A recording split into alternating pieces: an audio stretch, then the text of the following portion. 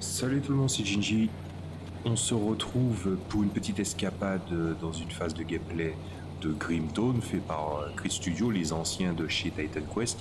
Ce ne sont pas eux qui se chargent de Titan Quest actuel, hein. Vous avez vu qu'il y a eu pour ceux qui connaissent ce jeu vidéo, vous avez vu des gens qui parlent de Titan Quest et de leurs extensions sans doute, ou voire même vous y avez joué. C'est THQ Nordic qui s'en charge. Donc voilà. Alors, c'est quoi l'histoire de ce hack and slash? C'est que c'est un univers un petit peu de poudre et d'acier, avec un très grand côté un petit peu sorcellerie, abyssale, démoniaque, tout ça. En gros, c'est un univers genre en mode Van Helsing avec beaucoup de créatures surnaturelles et beaucoup d'origines aussi. Et ce hack and slash que je trouve plutôt pas mal, mais j'aime bien en fait j'aime beaucoup les hack and slash, mais j'aime spécifiquement ce qu'ont fait les développeurs avec Titan Quest ou encore Grim Dawn pour plein de raisons qu'on va expliciter après. Donc moi je me suis dit, je vais faire ma petite escapade tranquille, et puis je me suis dit bon bah je vais filmer. Je joue à la manette, hein. Pour ceux qui, si vous voyez les touches, ça va. Pour ceux qui viennent, les fans de hack and slash disent le hack and slash c'est une manette, c'est dégueulasse, c'est une hérésie. Des fois, quand tu as tout le temps tes mains sur un clavier ou une souris comme moi, à un moment, t'as juste pas envie de mettre tes mains sur un clavier encore, t'as envie de te reposer. C'est ce qui fait que des fois j'ai envie de jouer à un jeu qui a spécifiquement une manette. Et pour une fois, on a de bons hack and slash ou des choses qui ressemblent à des hack and slash qui jouent bien à la manette. On va pas s'en plaindre. Alors je crois que la version de Titan Quest à la manette est calamiteuse, fait par THQ Nordic, mais c'est un des meilleurs hack and slash que j'ai vu jouable à la manette. Voilà. Je sais pas si ça compte, mais Gauntlet Dark Legacy, que je compterais, oui, en quelque part comme un hack and slash, voilà. Ben, c'était un jeu qui se jouait à la manette. Et il y avait aussi les Baldur's Gate Dark Alliance aussi qui étaient pas mal. Donc voilà. On ne va pas s'en plaindre. Donc là, je vais vous montrer un petit peu ce que je fais. Alors là, il y a mon personnage, là, il y a les différents éléments, voilà, vous voyez. Il y a les endroits que j'ai libérés. Allez, ah pardon, voilà, ici vous avez les différentes quêtes qui ont été faites. Et voilà, là, c'est les quêtes actuelles. Et voici mon personnage, donc j'ai fait un personnage féminin pour changer, j'ai souvent fait des personnages masculins. L'apparence, tu ne peux pas la modifier, c'est uniquement via l'équipement, mais je trouve que le modèle féminin est vraiment pas mal. Mais les modèles féminins étaient pas mal dans Titan Quest aussi, donc ça va. Donc moi je joue tout le principe des jeux de Grim Dawn et de Titan Quest, c'est de faire des doubles classes. Donc moi j'ai choisi Arcaniste, c'est ce qu'on va appeler le magicien qui puise dans la magie pure pour utiliser le pouvoir des éléments. Voilà, même si son attaque de base est vraiment très puissante et très balèze, j'ai mis aussi l'infusion. Ça, c'est une infusion. Et ça, c'est pour aider, voilà, à la caractéristique d'esprit qui repousse encore tes capacités magiques et ta capacité offensive. Là, c'est un carreau qui te permet de balancer des dégâts élémentaux purs et qui, en plus, se fragmente en 3 à 5 dards, puisqu'il y a un dard qui se scinde en plusieurs. Là, vous avez l'infusion arcanique, et du coup, l'infusion arcanique se répercute sur l'équipement des autres PNJ alliés, donc c'est pas mal. Et ça, c'est quelque chose que j'ai décidé d'ajouter, c'est une Nova de glace, qui n'est pas puissante de base, mais qui te fait des dommages de froid, mais qui diminue aussi ta résistance au feu, ce qui est plutôt pas mal, étant donné que j'utilise des capacités élémentaires et mes armes à feu tirent parfois des dégâts élémentaires de feu.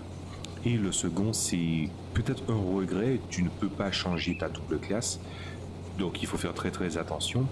Là, je joue en fait Inquisiteur, qui permet en fait de jouer d'akimbo avec 2 pistoles. Et en fait, il y a ça qui est en fait un tir de pistolet ou d'arme à distance qui crée un tir de feu suffisamment puissant pour repousser les gens.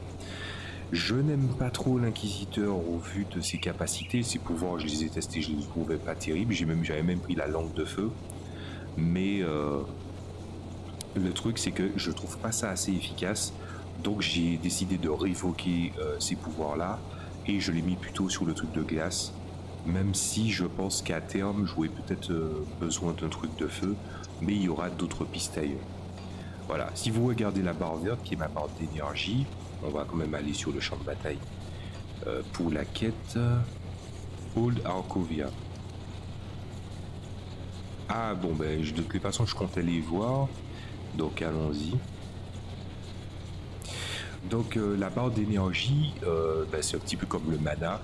Vous voyez qu'il y a une barre, la barre n'est pas à son maximum et d'ailleurs elle ne le sera pas. Pour la simple et bonne raison. Voilà. Pour la simple et bonne raison que j'ai l'infusion arcanique dans mon arme et c'est un principe qui s'appelle l'énergie réservée. Voilà, qui est propre à ce genre de jeu-là. C'est-à-dire que tu sauvegardes une partie. Ah, il y avait un totem à débloquer. Tu sauvegardes une partie de ton énergie dans ta barre, de ta barre maximum, pour pouvoir la maintenir. Donc, si vraiment tu as envie de jouer un personnage avec de nombreuses infusions, mes anciens persos étaient et j'avais un perso qui était arcaniste plus magie du chaos, je peux vous garantir que niveau énergie réservée, c'était quand même pas mal. Mais comme c'était deux classes magiques, donc la barre d'énergie, bon, elle ne souffrait pas trop, quoi. Ça va. Après, c'est pas que c'est difficile de parler de hack-and-slash, c'est juste que des fois, il vaut mieux jouer et puis vous voyez un petit peu ce que je fais.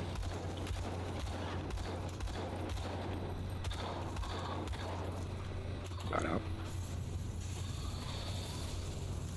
Vous voyez, ce sort est extrêmement puissant pour un sort de base. Je crois que c'est un des sorts magiques de base les plus puissants qui était donné de voir. D'autant plus que, regardez, le sort il évolue. Là, par exemple, ça ajoute des chances de traverser les ennemis. Puis ensuite, là, ça crée des effets élémentaires plus de l'électrocution. Et au dernier, là, ça augmente vraiment les dommages. Donc, c'est un petit peu l'intention que j'ai. On va voir un petit peu qu'est-ce qui se passe là-dedans. Ah, voilà, effectivement. Alors, apparemment, sur la carte, j'avais vu le totem, mais je ne l'avais pas activé. Donc, on va...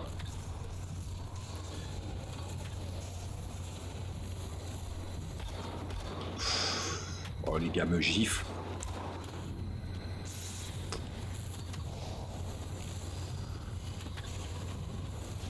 Et bim. Voilà. Les totems, c'est un ajout récent du jeu.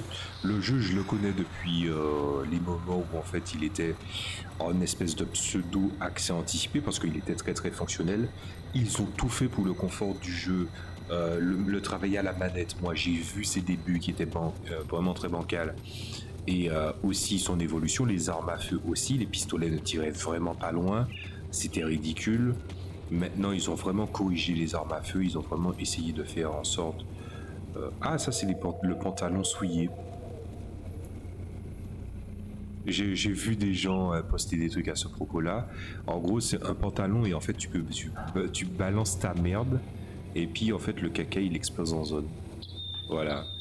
C'est pas très fin, mais c'est efficace. Attends, mais c'est le deuxième totem? Encore un totem? Attends, ils sont réactifs, c'est pas possible. Voilà. Dans les hack and slash, j'aime bien explorer la map de fond en comble. C'est pour ça que je suis assez surpris de voir des totems. Peut-être qu'ils sont réactifs, ça serait pas étonnant. Parce que c'est vraiment un ajout. Il y avait le problème avec les sanctuaires. Une fois que tu les activais, ben, il n'y avait pas d'autres sanctuaires qui se désactivaient et que tu devais refaire. Puisque les sanctuaires te servent pour les points de dévotion, je vais montrer après. Et du coup, je crois que c'est pour ça qu'ils avaient fait le totem. Donc ils étaient vraiment à l'écoute des joueurs. Et ce qui est très intéressant aussi, c'est qu'ils ont fait un petit peu comme les développeurs de Terraria. C'est-à-dire qu'ils étaient en mode mais vous savez, nous on va aller sur d'autres projets de jeu, donc ne vous attendez pas à des mises à jour, et ils continuent d'en faire. Voilà, hein. C'est pas comme les créateurs de Starbound, n'est-ce pas, qui avaient dit ah là là, mais on va ajouter, on va faire une deuxième équipe plus petite, réduite de quelques personnes pour faire du nouveau contenu. Et après le contenu des chasseurs de primes qui était même pas bien cool, voilà. Moi je suis très salé sur Starbound, hein.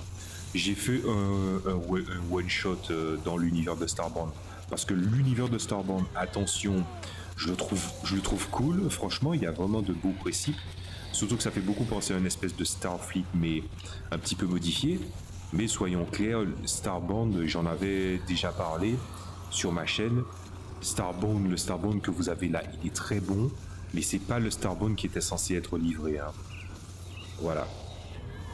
D'ailleurs, j'ai vu qu'il y avait des dislikes parce que j'avais posté mon avis via Steam.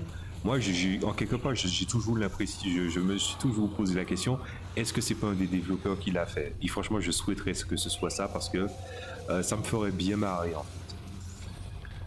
Je suis un peu taquin, hein. Je ne me suis jamais caché de ça, je suis très taquin.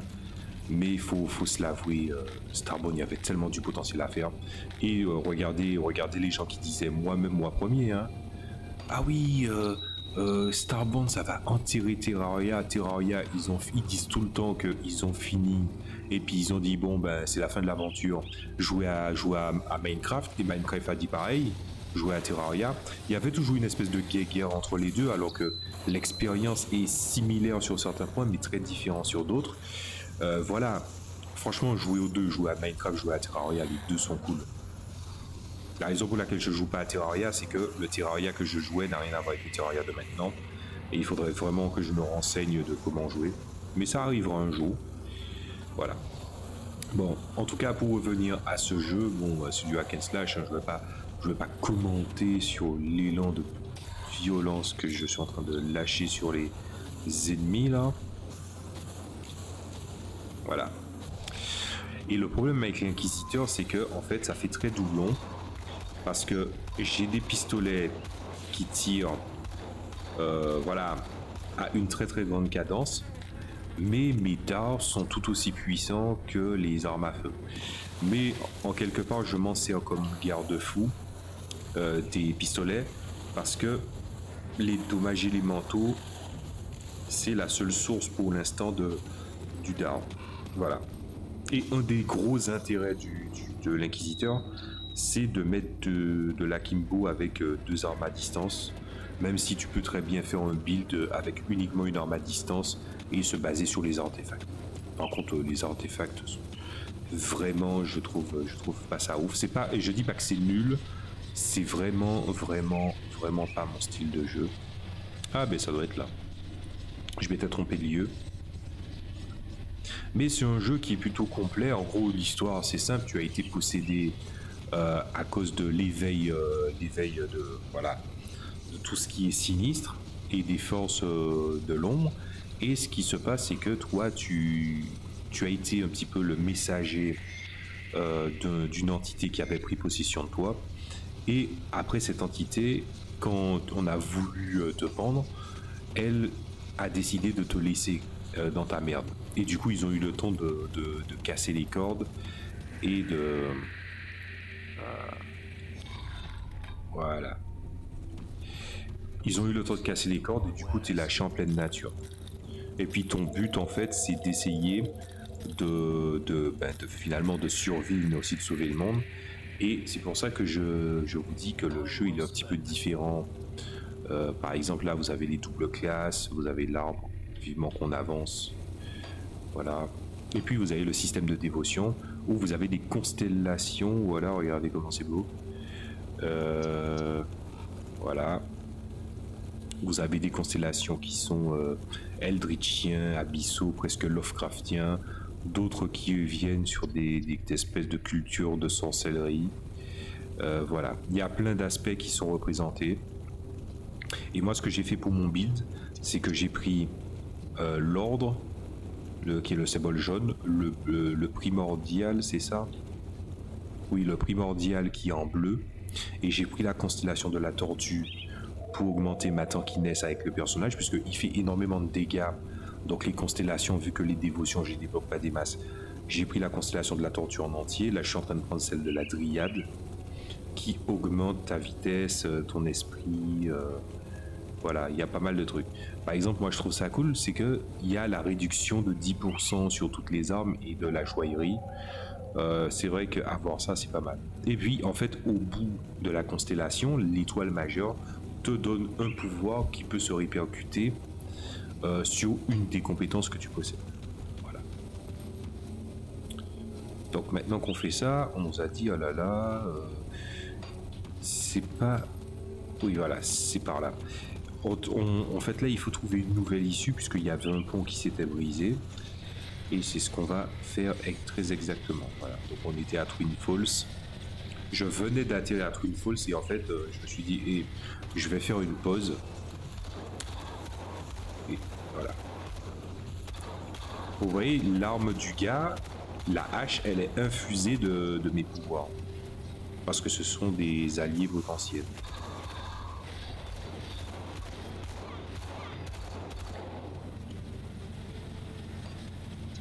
Alors, je n'étais pas obligé de booster tout au maximum, mais j'ai décidé de le faire. Ce pantalon-là est obsolète. Ce pantalon-là, c'est une aubaine. Hein. Il est de qualité bleue, ça veut dire qu'il est enfin de verte, ça veut dire qu'il est d'une excellente qualité. Les bleus, c'est des objets, on va dire, un petit peu uniques, particuliers. Mais ce pantalon-là, il me donne des bonus aux 3 caractéristiques de la capacité offensive, des bonus pour les pets, même s'il est faible, et je lui ai mis un équipement, parce que vous voyez en dessous des armes qu'il y a un objet, c'est une espèce d'enchantement que tu mets dessus, qui augmente le physique, l'armure, augmente l'absorption d'armure et ce genre de choses-là. Ce qui est cool, c'est que l'absorption d'armure, j'ai bien fait de l'avoir mis, parce que ma constellation de la tortue, plus je me battrai avec mes pouvoirs, et notamment avec l'infusion arcanique, plus en fait à un moment, à force d'accumuler des morts, ça va créer une bulle et la bulle va être entretenue grâce à la constellation de la tortue et grâce à l'effet du pantalon. Voilà. Donc vous voyez qu'il y a une espèce de chien surnaturel, c'est un de mes objets qui l'invoque. Ah oui, alors ça c'est un truc très intéressant dans ce jeu. C'est peut-être un hack and slash, mais il faut pas tout le temps appuyer sur AAA, puisque, je vais vous montrer ça, il y a des factions. Donc Devil's Crossing, c'est là où je suis. Voilà. Ensuite, il y a les Rovers. Voilà, ce sont des gens qui essaient de survivre dans l'Ouest sauvage et ils galèrent un peu. Je les ai beaucoup aidés. On peut se retourner contre eux et puis les rendre hostiles. Eux, c'est le gang de Cronley, mais c'est normal qu'ils soient hostiles envers moi parce que bon, ils m'ont cassé les couilles, donc je les ai butés. Mais j'ai quand même essayé de faire amende honorable pour essayer de... Comment dire ça? Pour essayer de ne pas m'en prendre aux gens qui sont pas hostiles. Mais il n'en demeure pas moins que c'est monté très très vite parce que j'ai cassé certaines bouches. Donc, voilà. Ah, je me souviens de ce truc-là. C'est aussi ça le problème avec ce jeu, c'est que quand tu te souviens de certains trucs, il te dit oh là là, on va rien faire, tout ça. La vérité, c'est que les deux sont de connivence, me semble-t-il. Vous voyez? J'ai dit j'en ai rien à foutre.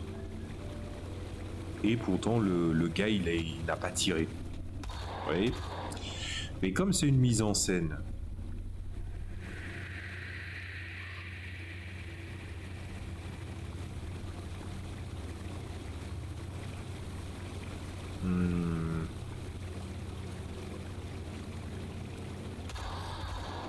voilà, vous voyez, j'ai ciblé les deux. Bon, il y en a un qui a fini, les deux ont fini en confiture. Voilà. Il y a des gens qui arrivent à recommencer ce jeu encore et encore et encore. Comme tous les hack and slash, quoi. Moi, j'y arrive pas. Je ne peux avoir qu'un seul perso à la fois. Ce que je fais, c'est que je mets mes affaires dans un coffre commun et puis je change de perso. Ce personnage-là, je regrette un peu d'avoir choisi Inquisiteur parce que je me dis Inquisiteur, ça n'a pas l'air d'être pour moi et en même temps, je me dis ça pue un peu la merde ce truc. Et force est de constater que j'avais un peu raison. C'est pas tous les pouvoirs qui m'intéressent et les pouvoirs qu'il y avait sont un peu faiblards. Tout en sachant que la source de ces pouvoirs-là, ben c'est ma caractéristique principale, donc c'est pas censé être nul, quoi. Voilà, vous avez vu, au fur et à mesure, l'effet de ma capacité de la constellation de la tortue monte de niveau. Voilà. Ce qui va être très cool.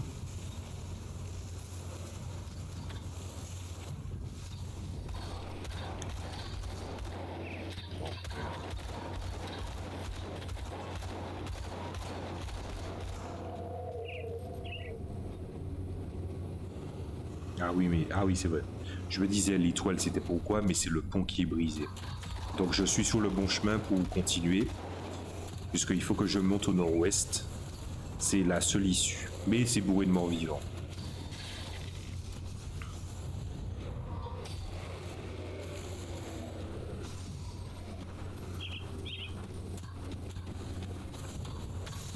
Voilà. Si vous regardez sur la carte, des fois il y a un symbole d'étoile, de totem.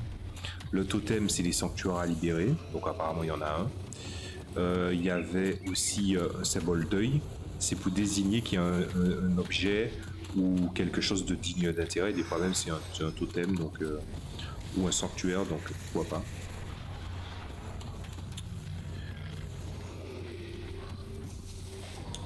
Mais je galère déjà un peu moins que quand je faisais sorcier arcaniste.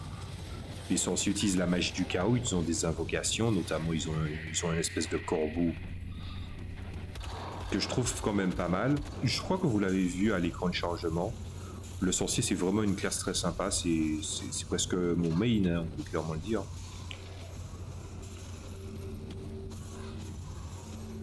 Voilà. Après, je sais pas si en cours de route dans le jeu, il n'y a pas vraiment un pouvoir qui va se débloquer. Parce que des fois, des personnages te proposent des services et le service évolue.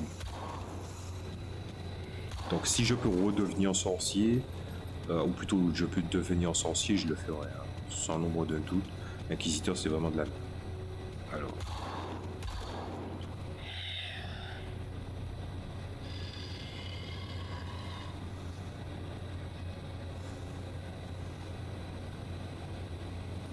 c'est quoi ça? Ah oui, lui, c'est une faction spécifique.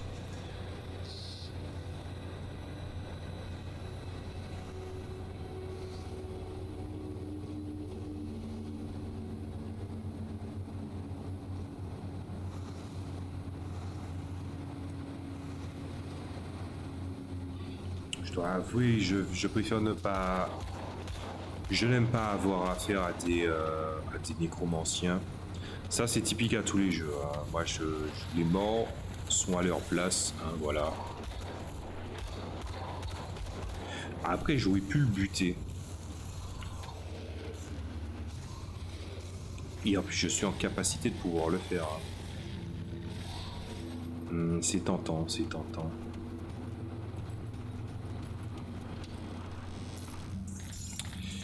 Alors, vous voyez que mes drops, il n'y en a pas des masses. C'est surtout des petits objets qui sont écrits en orange. C'est normal, c'est parce qu'en fait, il y a un système de filtrage de loot. Donc les objets blancs et les objets jaunes qui sont les plus bas niveau, je ne les drop plus puisque j'ai décidé de ne pas les...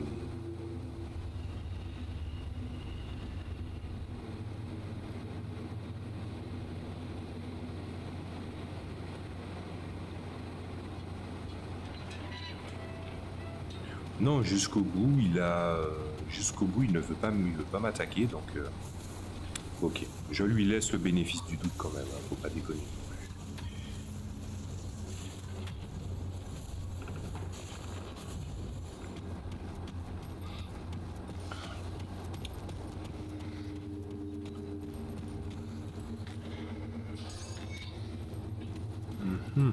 Ah voilà le totem, c'est bon. Enfin le sanctuaire. Le totem il est plus bas. L'avantage c'est que bon, le carreau arcanique, je sais que je suis dans un endroit confiné, il y a trop d'ennemis. Bon voilà, ouais, je pense que le sujet là, il est vite réglé.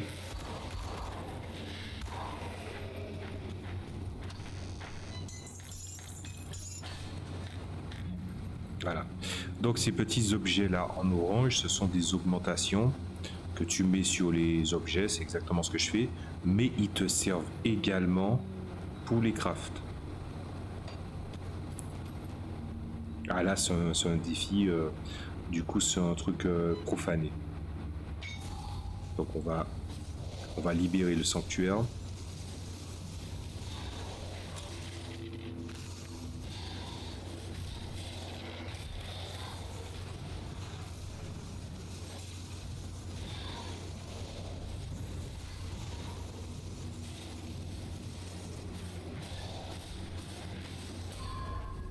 Et niveau 28. Il y a un point de dévotion. Yes, il y a un point de dévotion. Ah oui.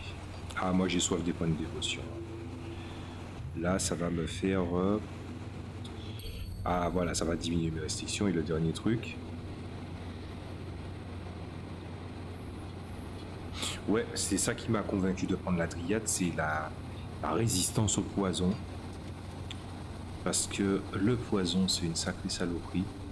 Donc il y a 3 caractéristiques, hein, vous avez vu, il y a la ruse, l'esprit et le physique. La classe de l'inquisiteur est un mélange de ruse et d'esprit. Voilà. Donc ça, c'est comme c'est un cercle là, ça veut dire que c'est un passif ou un modificateur. Donc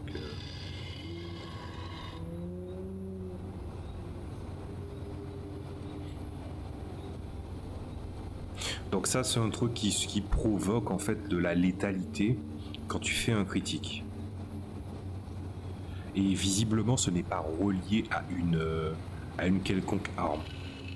Donc comme la Nova de glace, elle a un cooldown, et que le cooldown, il est assez long, mais comme j'ai des pouvoirs rapides, c'est pas grave, donc je vais aller mettre là.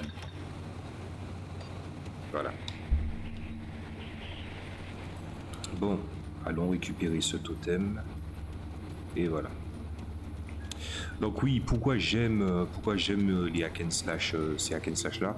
Ce que j'aime bien, notamment c'est plus présent dans Titan Quest, ce que j'aime bien c'est que en fait les compétences que je possède, les ennemis les ont aussi. Vous savez, des fois dans des jeux, les ennemis ont des fois des capacités uniques et puis tu te dis bon bah ouais, mais c'est un peu, ils peuvent avoir soit tes pouvoirs, soit des pouvoirs qui sont bien à eux. Là, tu peux vraiment tout avoir. Et du coup, ça permet de créer une certaine variété. Ça me fait beaucoup penser à ce jeu, je sais pas si vous connaissez ce JDR là, qui s'appelle RuneQuest. Ça me fait beaucoup penser à RuneQuest dans un certain sens. C'est-à-dire que j'aime bien la perspective que quelqu'un peut avoir les mêmes attributs, les mêmes sources de pouvoir que toi, et donc du coup utiliser les mêmes armes que toi, et que du coup il y a un rapport de... Comment dire ça? Il y a un rapport où en fait vous êtes plus ou moins logé à la même enseigne. Attends un peu. Je me suis éloigné là. Ouais, je me suis éloigné.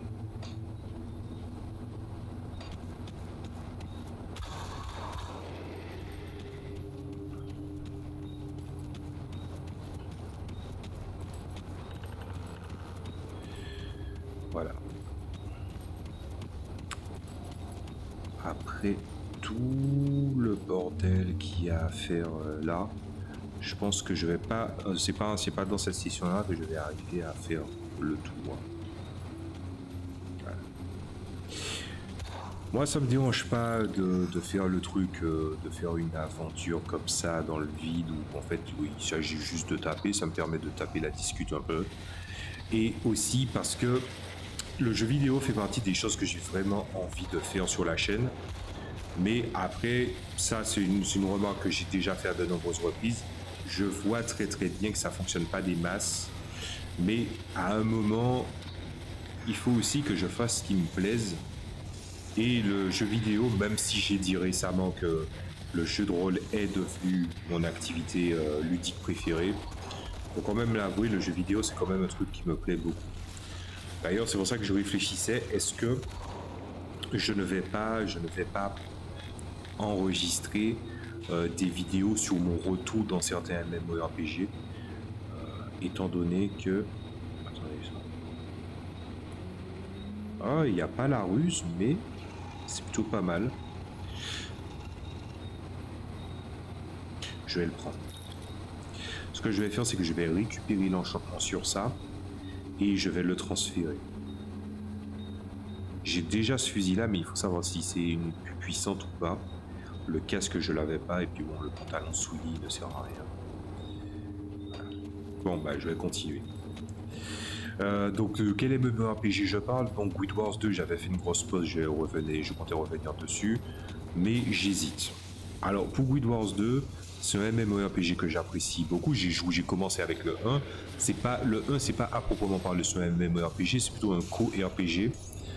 Dans un sens, il m'a fait beaucoup penser à un co-RPG en mode Fantasy Star Online épisode 1 et 2, dans la mesure où tu rassembles ta team et ensuite vous partez à l'aventure.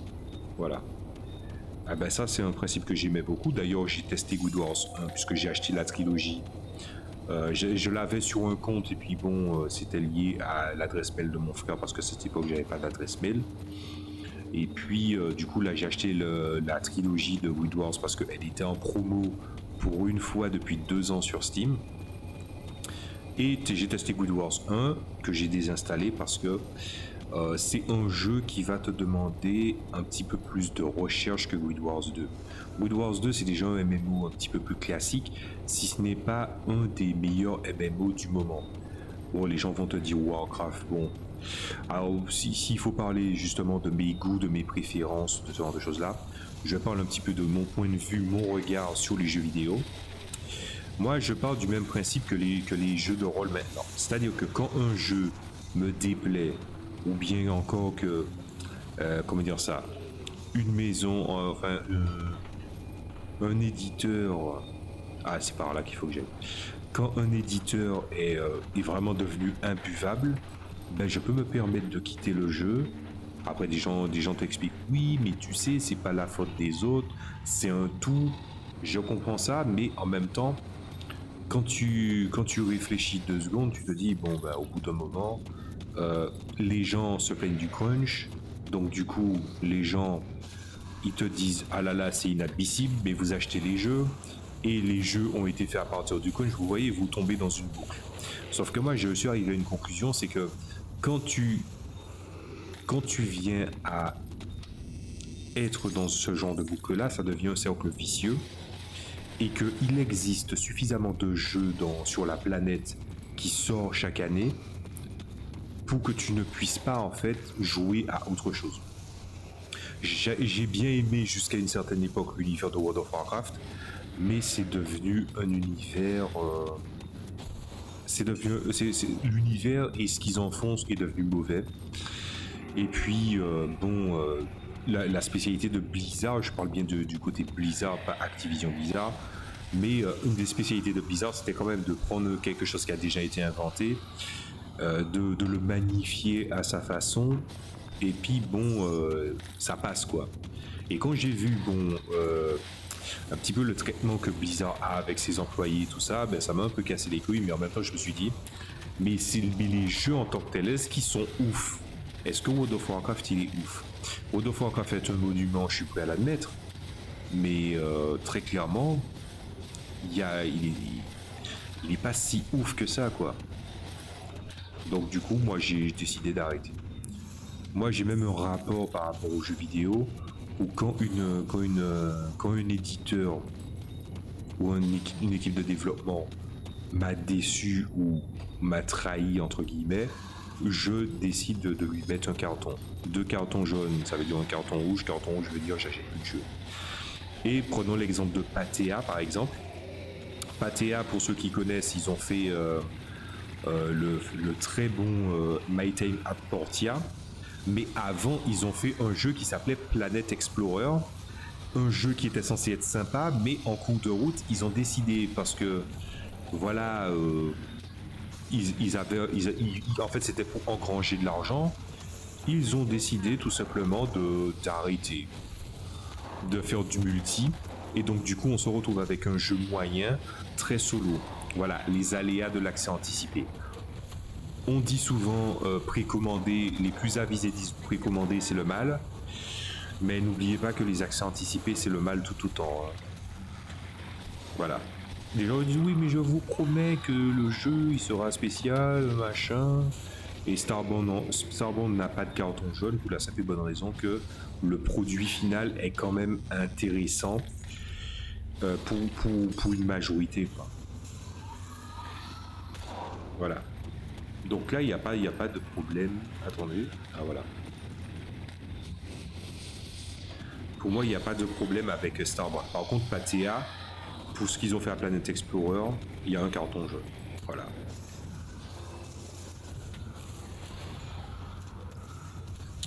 Et puis, en plus, cette conclusion-là à laquelle j'étais arrivé, c'est un petit peu un prolongement de ce que j'ai aussi remarqué dans les JDR.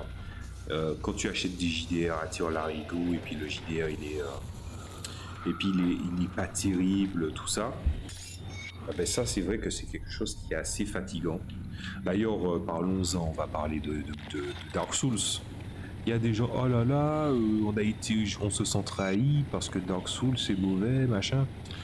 Moi, ce que j'ai envie de répondre aux gens qui ont été trahis par Dark Souls, c'est que pour moi, c'était tellement prévisible. Alors, c'est vrai que je pouvais parler de ça pendant un très long moment, mais allons-y. Mais pourquoi ne pas lancer le sujet tout de suite?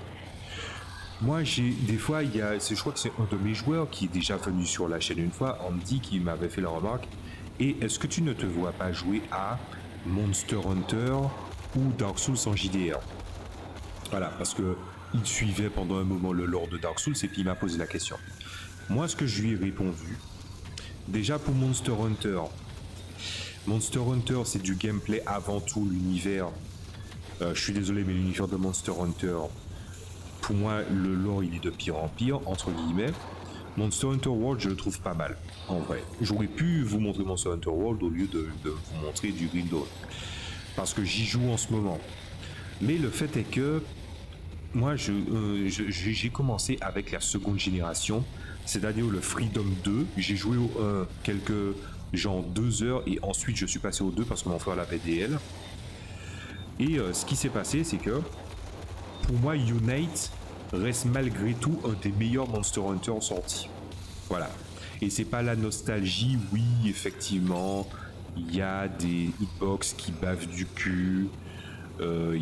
C'est vrai que bon, pour la map, je ne me suis jamais plaint parce que je suis plutôt fan de ce modèle à la Phantasy Star où les maps sont sectionnées en fait. Elles sont en plusieurs parties. Donc moi, ça m'a pas choqué, ça m'a jamais dérangé.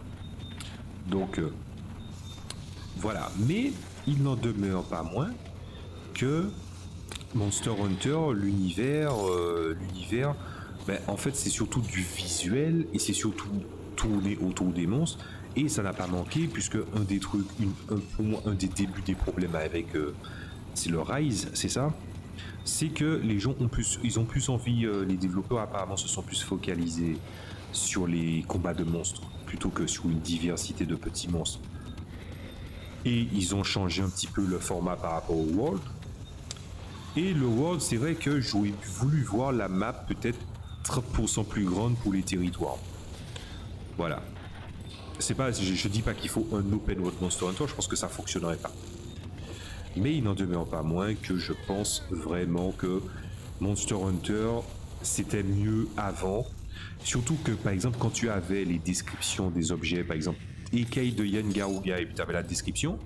Maintenant, les descriptions des fourrures et des écailles, c'est à de très nombreux usages. C'est vraiment devenu le comble du ridicule. Voilà. Et pour moi, Monster Hunter, j'aurais pu bricoler des trucs, mais la moindre fulgurance, la moindre étincelle de créativité se retrouverait dans les histoires que je pourrais raconter avec les monstres basés sur le superficiel. Et quand je voudrais créer des monstres uniques ou des variations uniques, ben autant que je crée ce que je sais faire de mieux, autant que je crée un setting similaire. Voilà. D'ailleurs, s'il y a des gens qui jouent à la 5e édition, il y a Eliana Guide for Monster Hunting qui a les pieds dans 2 aspects qui sauvent le truc. Parce que Eliana Guide to Monster Hunting reprend l'iconographie monstrueuse et les différents monstres réinventés d'un potentiel jeu qu'on verrait dans Donjons et Dragons, mais aussi prend ce traitement qui malheureusement manque beaucoup dans les Monster Hunter récents, des monstres. Du coup, un setting Alien to Monster Hunting, je pourrais très clairement le faire jouer si je décide de me mettre à la 5e édition. Ça, c'est déjà un autre sujet. Mais Dark Souls, il y a 2 raisons pour lesquelles je déteste, je n'aime pas Dark Souls. Pas le jeu, mais je n'aime pas l'univers de Dark Souls. C'est parce que Dark Souls, c'est un univers crépusculaire. Ça veut dire que c'est un monde qui est sur sa fin. Ok, d'accord, le lore te l'explique via les bâtiments. Ok, mais via les objets, faut pas déconner non plus. Je veux dire, encore une fois, je suis Fantasy Star Online épisode 1 et 2 m'avait un petit peu initié à ça. Quand tu dois décrire un objet, la description de l'objet ne doit pas prendre de la place parce que en fait, il faut toujours une part à ta créativité. Sauf que dans, par exemple, Fantasy Star, ben, la mythologie se trouve dans le passé, certes, ben, le monde continue et on voit que c'est surtout une idée visuelle et une description vis-à-vis de morceaux d'histoire auxquels tu as facilement accès. Dans un monde qui est sur sa fin, à quoi ça peut bien servir de savoir que c'est appartenu au 3e roi du fils de mon cul? Voilà. Ah ben, figurez-vous que quand j'ai vu que des gens ont dit « Oh là là, mais Dark Souls, ça allait mal se passer. » Mais pour moi, c'était évident que ça allait mal se passer, les gens. Et oui, je dis pas bien fait pour vous, je suis pas ce genre de personne. Mais c'était prévisible. Et vous savez pourquoi? Parce que c'est ça tout le problème avec les auteurs de jeux vidéo de nos jours, c'est qu'ils autorisent des produits dérivés, alors qu'ils n'ont pas de personnes qui se débrouillent suffisamment bien là-dessus, et ils ne mettent pas suffisamment d'attention. Pour moi, Dark Souls était très clairement écrit pour être un jeu goodies. Vous l'avez, vous vous sentez fier parce que vous avez un objet de Dark Souls, mais est-ce que ça valait le coup? Qu'est-ce que ça vous a coûté? Qu'est-ce que ça vous aurait coûté de faire du Dark Souls avec un système existant ou bricoler un système dans l'esthétique de ce monde crépusculaire qu'est Dark Souls? Je dis pas que je suis pas, on peut pas faire du Dark Souls avec du JDR, on peut pas faire du Dark Souls en JDR. Je dis que c'est pas vraiment ma tasse de thé.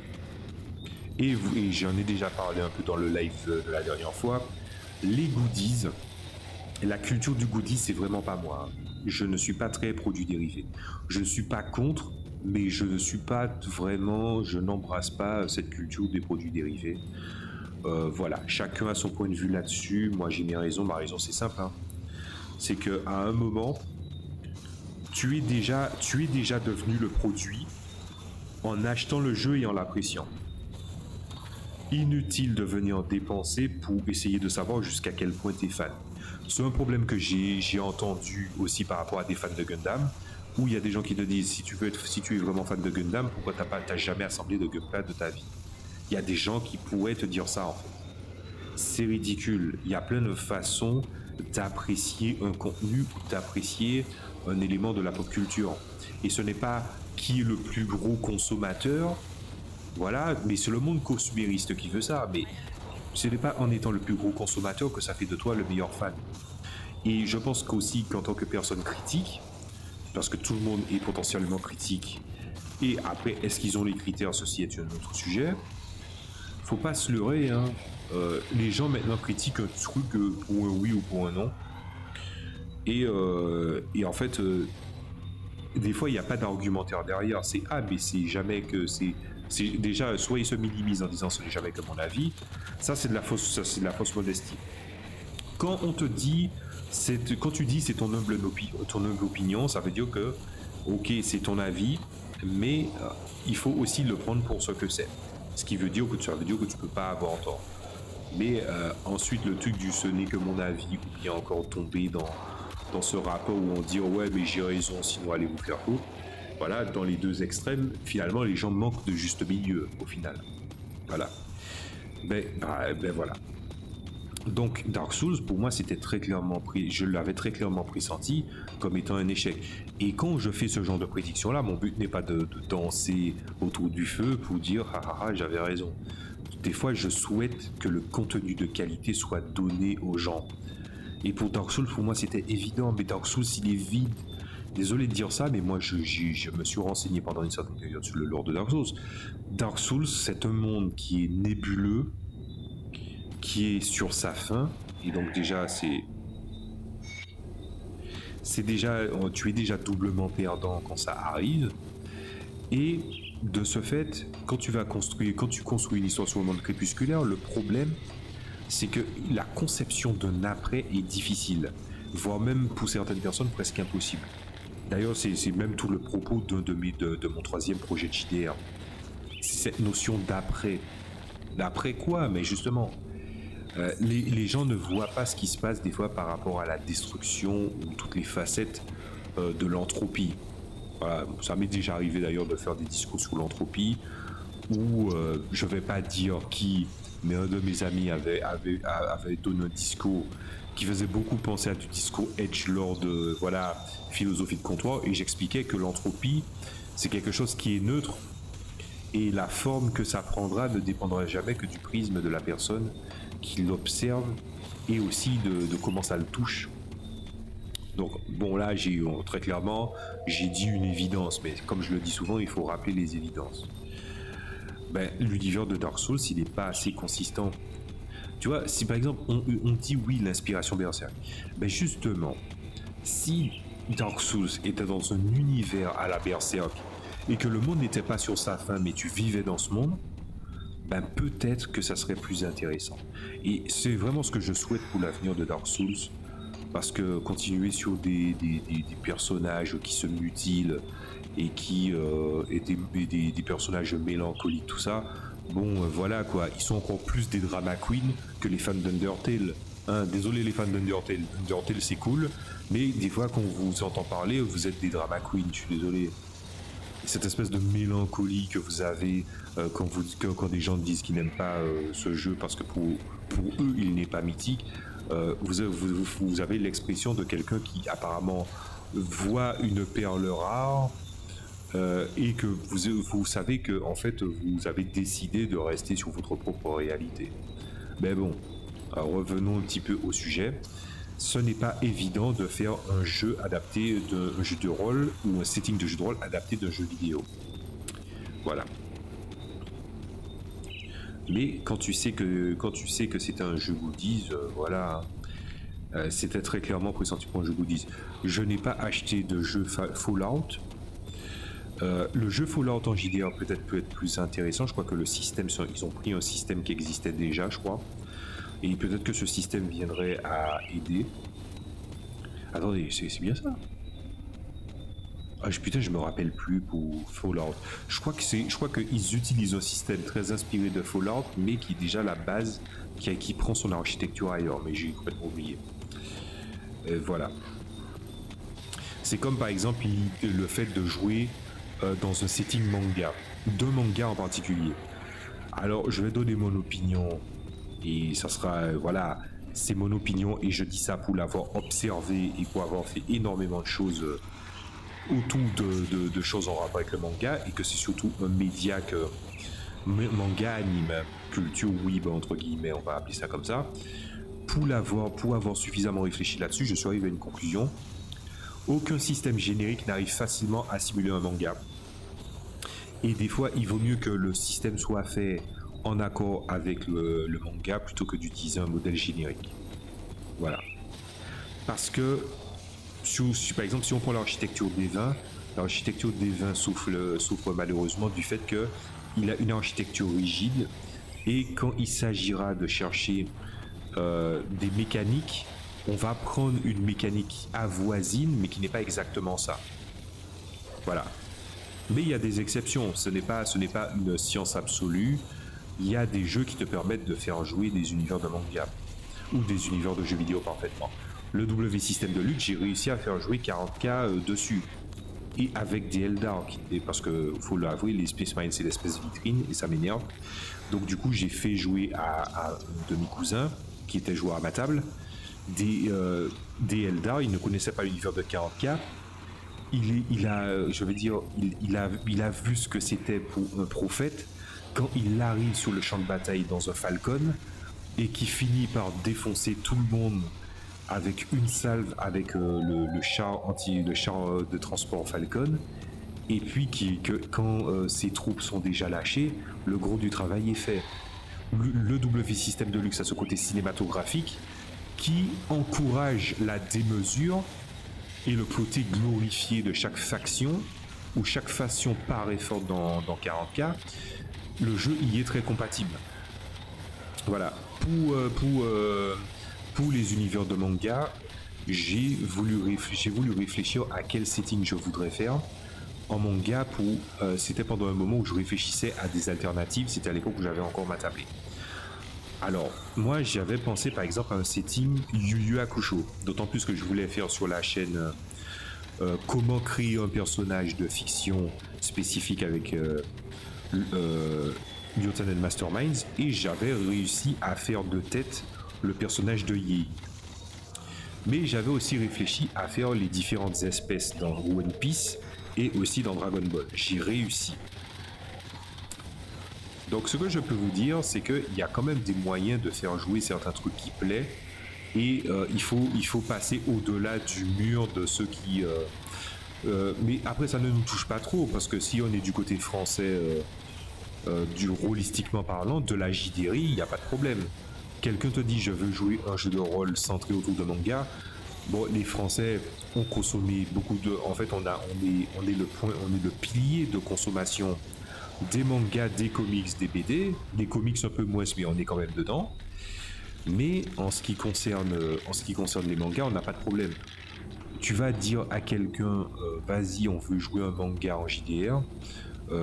Aux États-Unis, les gens, au fait, aux États-Unis, on est dans un rapport assez communautaire. De ce que j'ai observé, on est dans un rapport assez communautaire où les gens, en fait, ils ont énormément de préjugés et les choses qu'ils ils les acceptent pleinement. C'est pour ça que je me dis, méfiez-vous de la pensée américaine que vous importez ailleurs, surtout en France.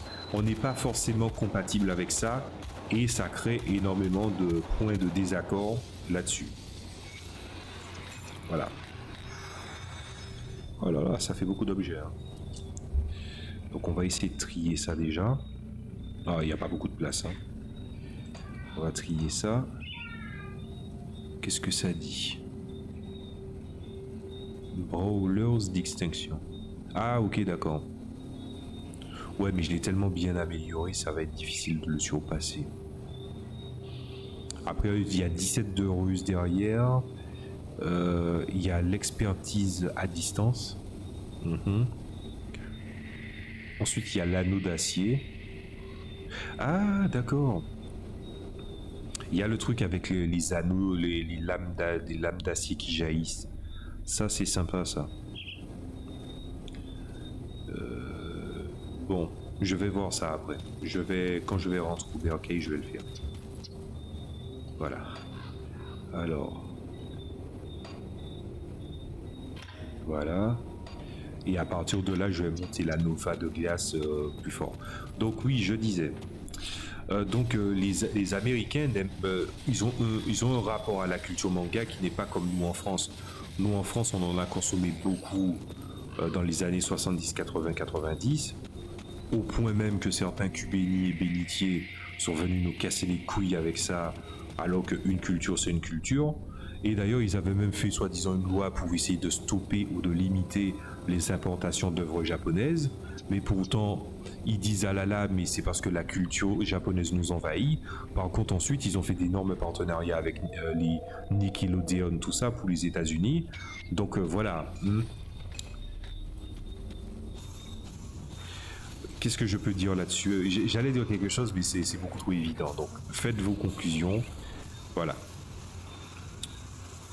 Mais je vois pas, d'ailleurs, s'il faut parler de ça, je vois pas pourquoi les gens, ils ont un problème avec le fait de jouer un manga, quoi, en JDR. Pourquoi ça sera un problème? C'est pas grave. Enfin, c'est facile pour moi de parler, parce que l'univers de mes projets de JDR, je les pense toujours comme étant des univers transmédia, mais de culture, manga, animé, tout ça. Voilà.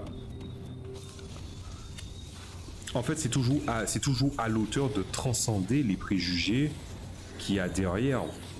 Parce que très clairement, les gens échouent misérablement à regarder les choses pour ce qu'elles sont. Est-ce que tu vas aller critiquer, par exemple, une BD genre The Boys ou Invincible, tel que tu critiquerais un Marvel ou un DC? Vous voyez, c'est pas si évident. est-ce que tu vas aller, par exemple, venir critiquer un Elric de Méliponé, comme tu critiquerais, comme, je sais pas moi, les Chevaliers d'Émeraude. J'ai pensé à deux choses que j'aime, donc voilà. Très clairement, euh, ça sert à rien d'être dédaigneux, surtout si ton regard il est pas lucide, quoi. Mais bon, je pense que la condescendance naît déjà de la certitude. Putain, on doit y une phrase de 40K. Voilà. C'est qui lui? Ah, elle.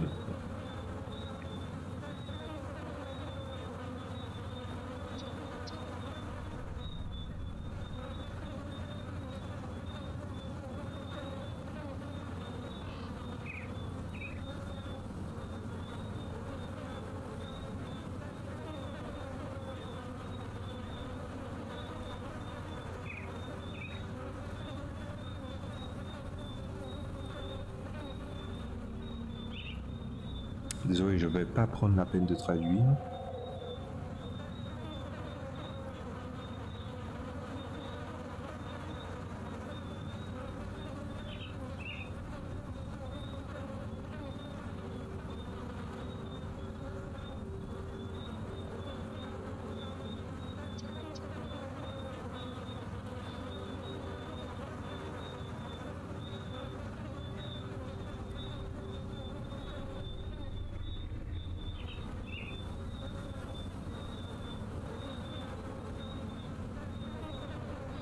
Ok. En tout cas, j'ai vu, puisque normalement j'étais censé trouver Elsa et on avait dit qu'ils avaient disparu, c'était des prisonniers. Bon, voilà. En tout cas, ils voulaient lui faire du sale, elle a pu s'enfuir, mais le mari n'était pas spécialement mieux. Donc voilà.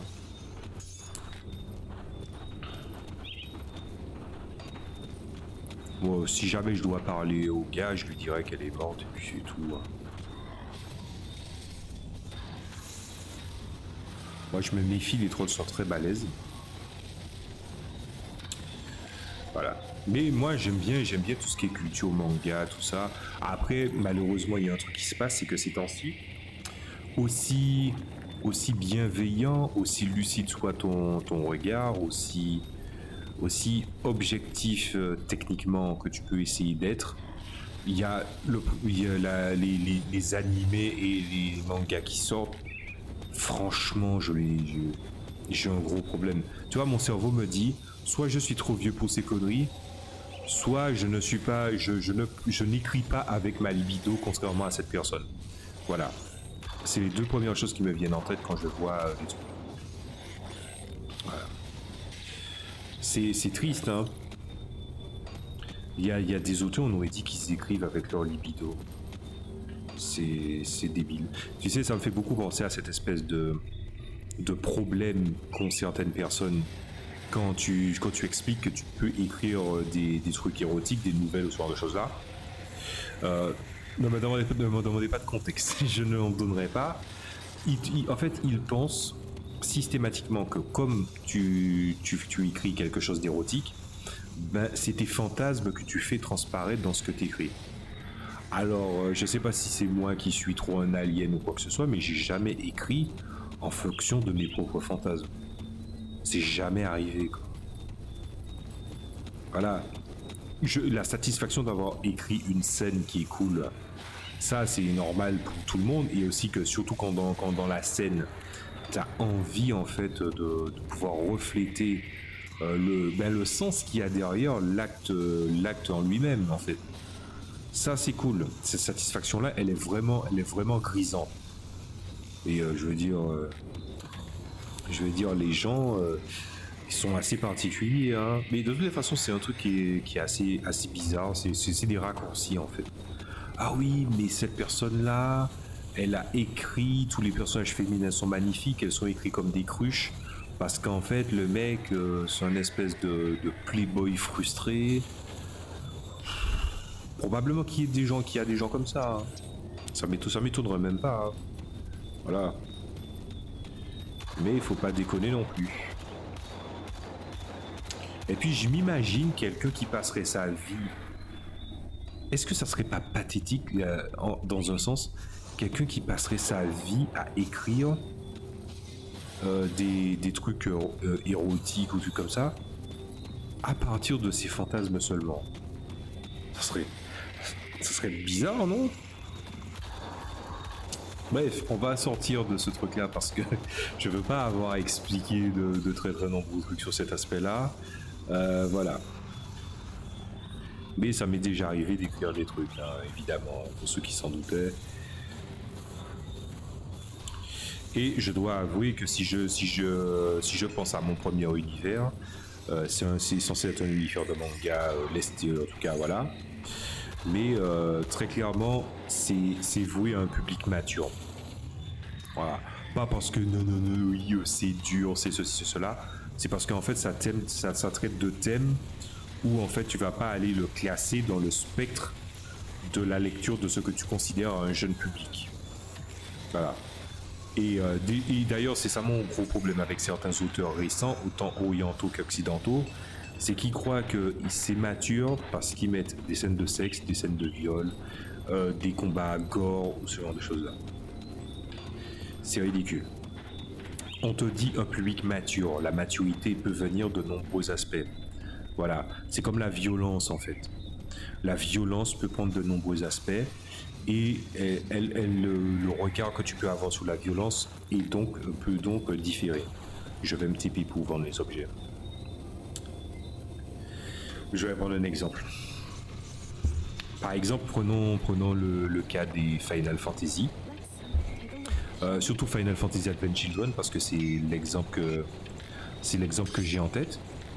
Dans Final Fantasy Advent Children, à une époque, j'avais des potes, des gens de ma commune qui parlaient de à quel point en fait Final Fantasy Advent Children c'était ridicule parce que des mecs se prenaient des coups, des trucs monstrueux, mais ils ne saignaient pas. Et je me sentais pas de devoir expliquer à ces personnes-là, bon, voilà, hein, c'est surtout que c'était dans un esprit cynique, où voilà, ah mais je suis plus intelligent que les autres, ah c'est drôle, ah les Pokémon c'est des animaux qui se battent dans des fosses, voilà, vous voyez un petit peu le délire, hein. Donc franchement je me sentais pas de devoir expliquer à ces gens-là, merde, j'ai vendu le flingue, j'aurais dû voir s'il faisait, je peux le racheter au même prix ou pas? Yes. Du coup 13 à 74, c'est large hein, quand même.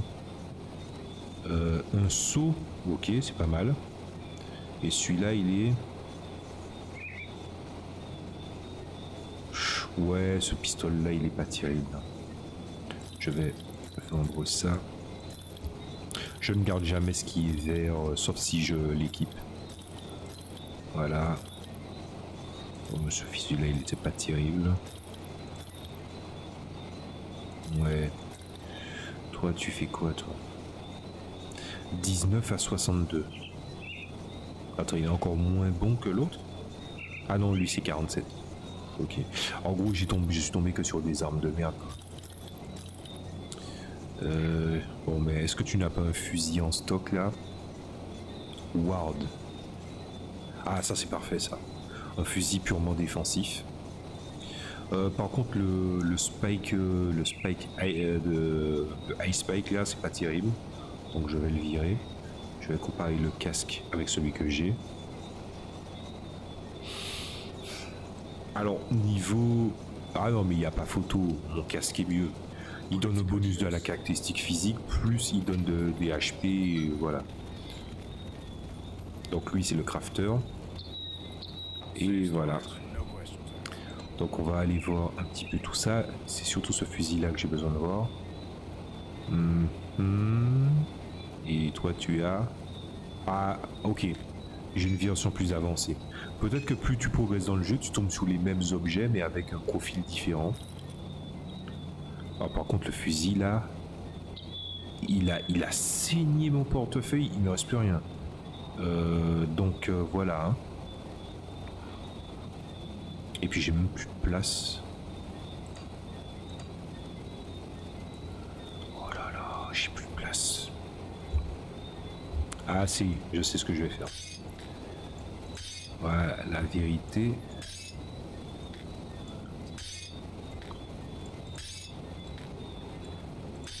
Voilà. Je garde au cas où jouer le... Même si je sais que... Attendez. Même si je sais que je joue souvent qu'un personnage et j'ai pas envie d'en jouer plusieurs, parce que refaire les histoires c'est chiant, je prévois quand même au cas où. Voilà, c'est parfait.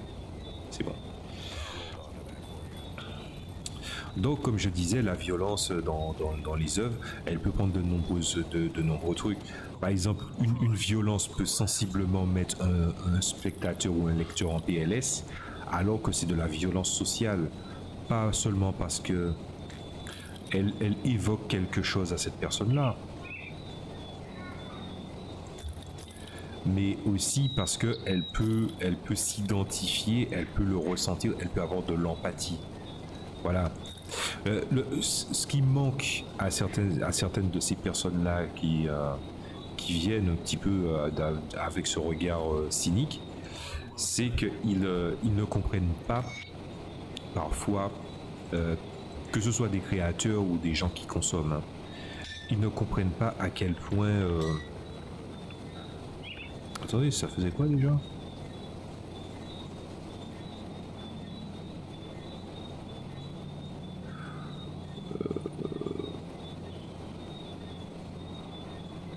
Attune.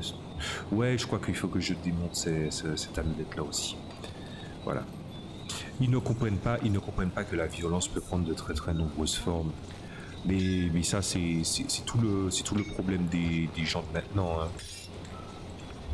Voilà. Mais bon, hein. De nos jours. Voilà, je vais pas partir dans un discours où je vais essayer de mettre les gens à charge parce que là, je pense que je défoncerai trop des gens de manière gratuite et sur des sujets que je n'ai pas spécialement envie de parler. Ah oui, c'est vrai qu'on peut démanteler des choses avec de la dynamite, mais c'est tellement contre-productif, souhaitons qu'il y ait plus de dynamite à d'autres niveaux du jeu. Bon, je crois que c'est bon. Euh, je vais essayer de trouver l'amélioration pour les pistolets. Bref, quoi qu'il en soit, la violence et la forme que ça prend, je crois que malheureusement, on est arrivé à une époque où en fait, les gens se focalisent plus sur la reprise, l'évocation non subtile, plutôt que par, mais justement, ça manque de finesse, de subtilité, de sous-texte. Voilà.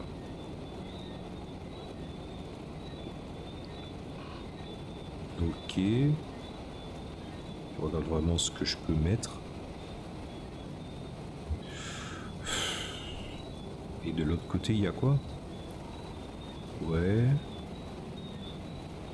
Le souffle. C'est vrai que le souffle du démon n'était pas.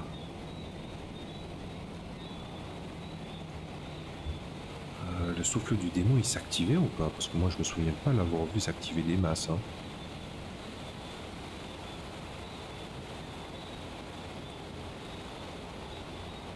Ouais, il n'y a pas grand chose. Ah, une décapitation. Mais j'en ai qu'un de cet enchantement, donc il faut vraiment que je m'en charge. Je vais remettre ça. Voilà. Et puis.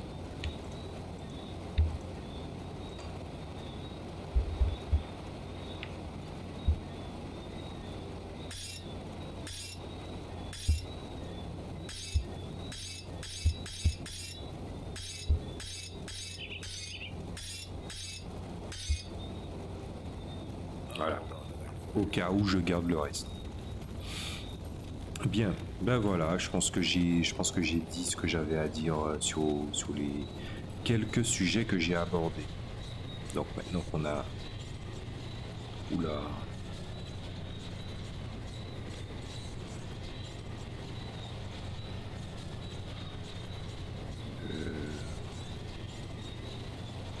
Ah ben oui, mais oui, effectivement. J'ai complètement oublié que il faut faire un détour pour passer. J'ai failli retourner depuis le début. Allez, c'est parti, on va aller par là.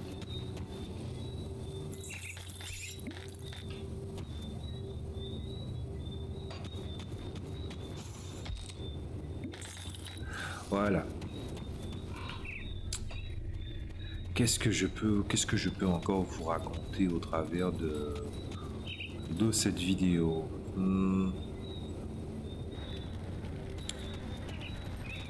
Ah oui, à la base, je partais du fait en expliquant que Dark Souls c'était faussement superficiel.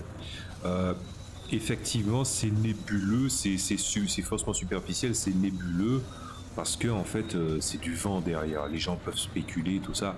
C'est des gens qui ont réussi à cultiver un mystère, mais je pense qu'il y a toujours une frontière entre cultiver un mystère et il y a, en fait, c'est toujours trois étapes. C'est le fait de cultiver un mystère, que le mystère, s'il est découvert derrière ou qu'il est supposé soit intéressant, et aussi le rapport de l'impact que ça a dans l'univers.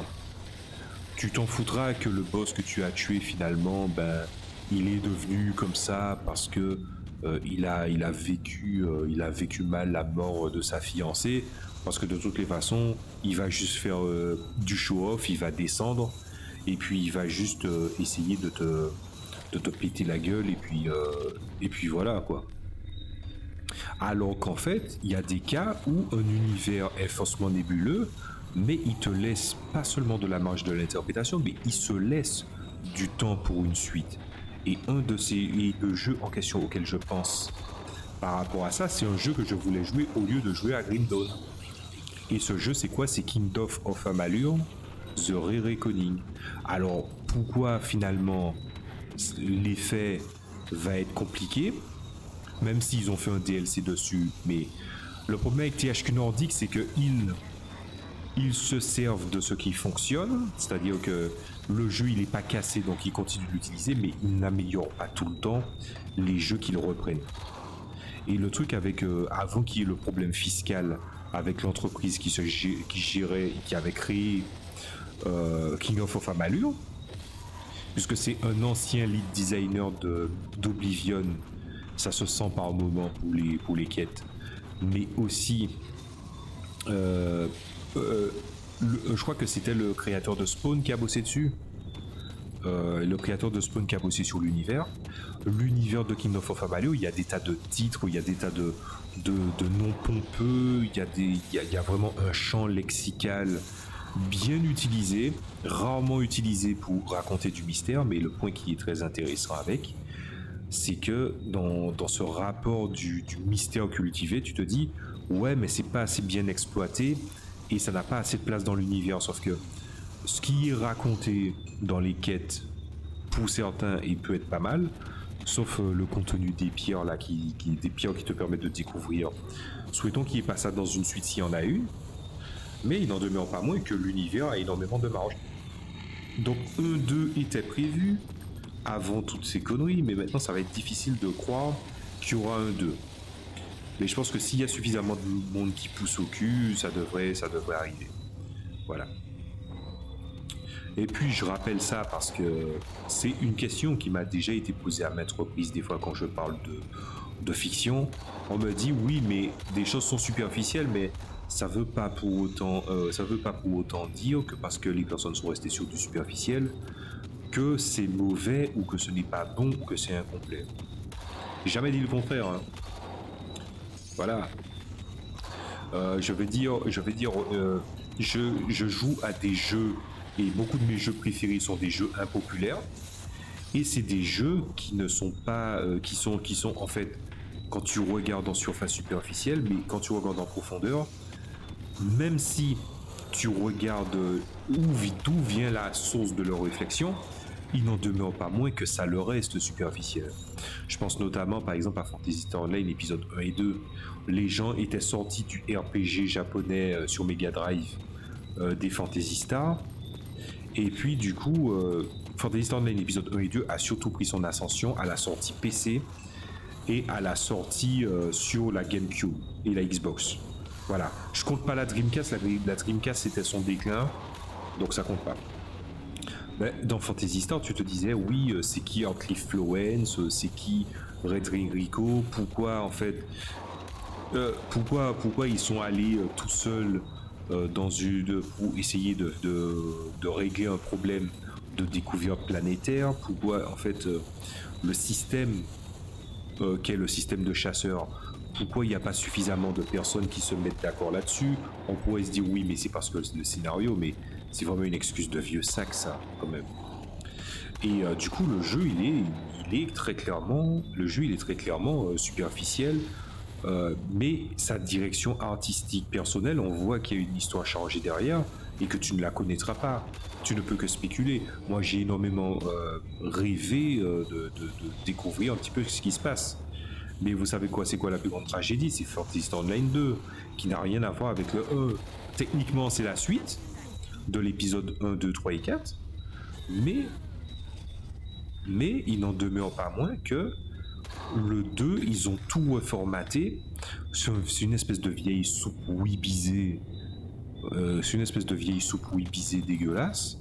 Et moi qui ai attendu ce jeu depuis le moment où en fait il était au Japon, bon, moi je n'oublie pas qu'au Japon, ils consomment, ils construisent et ils font des choses avant tout pour leur propre consommation, mais qu'ils ont boudé des fans qui ont déjà eu affaire à leur contenu. Et là, maintenant qu'ils ont vu que bon, il y a d'autres choses, il y a d'autres choses dans la concurrence, ah ben là, ils ont décidé de nous poster le truc. Sauf que le jeu, ah ben, c'est pas le Fantasy Star, c'est pas l'esprit Fantasy Star, c'est pas l'esthétique, c'est pas la maturité du Fantasy Star. J'en ai rien à foutre que les serious de Fantasy Star Online 2 sont des gens que j'ai déjà entendus dans des animés et que du coup, oui, c'est des voix de qualité. Voilà. Avec des bulles, ça racontait énormément d'histoires, des histoires concernant l'univers des chasseurs, le rapport avec des histoires dramatiques, ou des histoires touchantes aussi parfois. Par exemple, il y avait une quête, je me souviens de ça, il y avait une quête où en fait il y avait une femme qui voulait maigrir pour son mari, mais en fait elle n'est pas grosse parce qu'elle mangeait trop, elle était devenue grosse parce qu'en fait elle consommait trop de monomates, qui sont les liquides régénérateurs, et du coup, ça a fait quand même un certain impact sur le corps. Voilà, en la rendant grosse. Et le but, c'était de la faire maigrir, parce que utiliser beaucoup de magie et ne pas trop se prendre des coups et guérir, du coup, ça fait maigrir, quoi. La magie, elle est énergivore sur les points de photons, mais aussi sur le corps humain. Et c'était le corps humain, entre guillemets. Et j'ai trouvé ça très intéressant. Donc, voilà, je vais regarder un truc. C'est ici. Ah, voilà. Ah, ok. C'est un tir au mono-cible et c'est tout.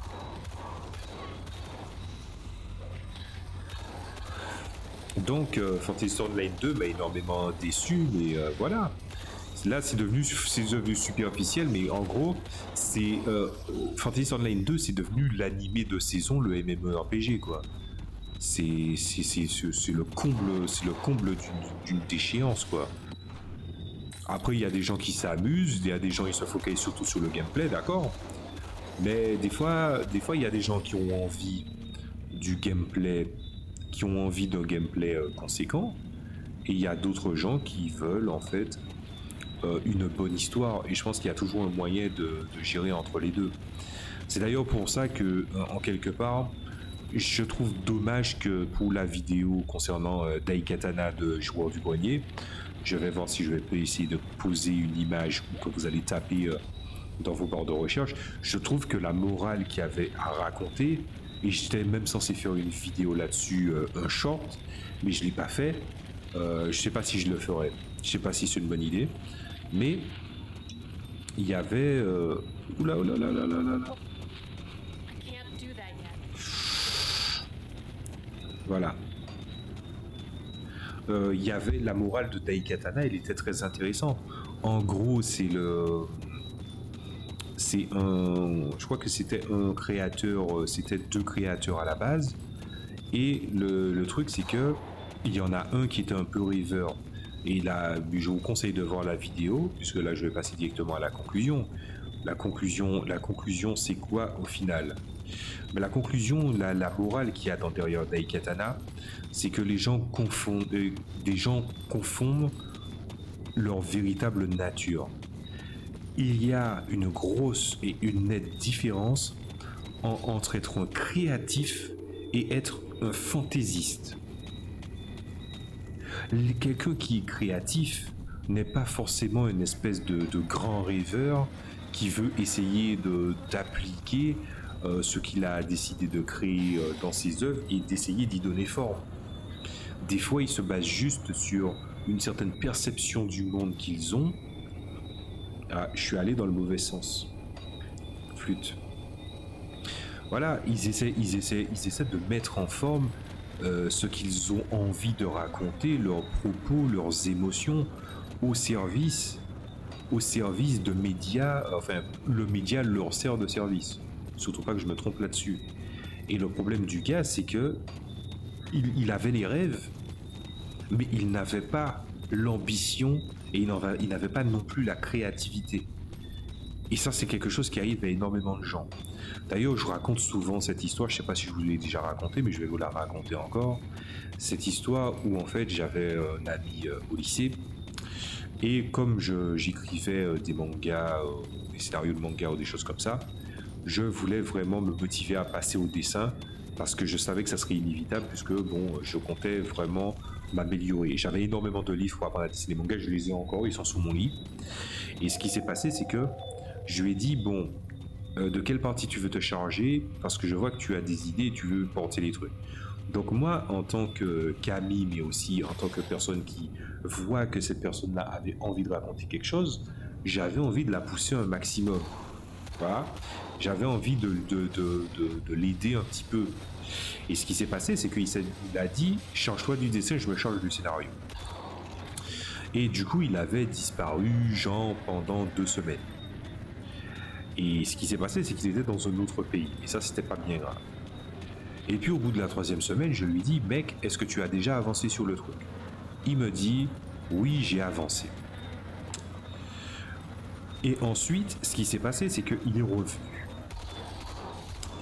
Et le truc qui est particulier, parce que je raconte plus l'histoire dans le désordre, avant, ce qui a mené au fait, surtout, que je passe au dessin uniquement, c'est que j'avais envie de raconter une histoire. J'ai battu mon record d'écriture. J'ai écrit 30 pages en taille 14, taille 13 plus précisément, parce que j'avais envie d'écrire dans une taille entre le 12 et le 14, qui était pour avoir un minimum d'espace, mais aussi un rapport à la lisibilité.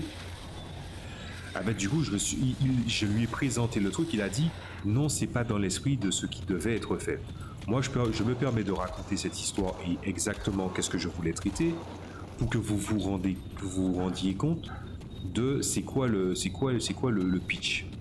En gros, imaginez, moi, à la base, il avait voulu créer un manga qui se passe autour de la Martinique et avec, oula. Well, if it isn't my old friend from Devil's Crossing. I haven't been entirely honest with you. I'm not a chef, not by profession anyway, although maybe that would have been a bet. My job was to scout the countryside. I came upon these... Voilà, j'ai pas envie de perdre le fil, donc j'ai décidé de couper court au texte. Et donc du coup, ce qui s'est passé, c'est que moi, je m'en suis tenu au pied de la lettre, c'est-à-dire rester dans quelque chose qui est vraiment centré autour du local, tout en sachant qu'en plus de ça, je ne suis pas quelqu'un qui est attaché. C'est pas que je suis pas attaché à mon pays, je suis attaché à mon pays de manière de manière environnementale, mais pas au niveau des gens. Donc là, tout ce qui est culture antillaise, trucs comme ça, je m'en battais un peu les couilles. Mais j'ai décidé de le faire quand même, parce que c'était un des pitchs, et apparemment on avait des bonnes pistes. S'il fallait donner un repère, imaginez un mélange entre Supernatural et Shaman King. Voilà, c'était un truc de ce genre-là. Mais avec vraiment des subtilités que je ne raconterai pas, parce que il y avait vraiment de bonnes idées derrière. Voilà. Ah ben, du coup, j'ai présenté le truc. Il me dit non, c'est pas exactement ce dont on avait parlé. Et puis du coup, je lui dis, ah ben dans ce cas, explique-moi qu'est-ce que j'ai mal compris. Et là, en fait, il a donné une proposition. Déjà, d'une part, ça n'avait rien à voir avec ce dont on avait parlé, mais c'était en fait que tout commence dans mon pays d'origine, donc en Martinique, mais que en fait, ça finisse en mode isekai où les personnages finissent dans un autre monde. Et le truc, c'est que si jamais il y avait quelque chose qui avait été dit dans ce sens, je m'en serais chargé. Ça m'aurait pas posé problème. Parce que j'avais déjà écrit des histoires de cet acabit-là. Mais après, je me suis dit, bon, j'ai mal compris, d'accord, c'est pas grave. Quoi? Attends, mais c'est par où il faut passer? Oh putain, quel mauvais. Et donc, du coup, ce qui s'est... Non, non, non, non, non, non, non, non, non, non. Je m'en doutais. Je me doutais que ça allait arriver. Mais bien sûr. Donc on va retourner. Je vais pas récupérer mon expérience là-bas.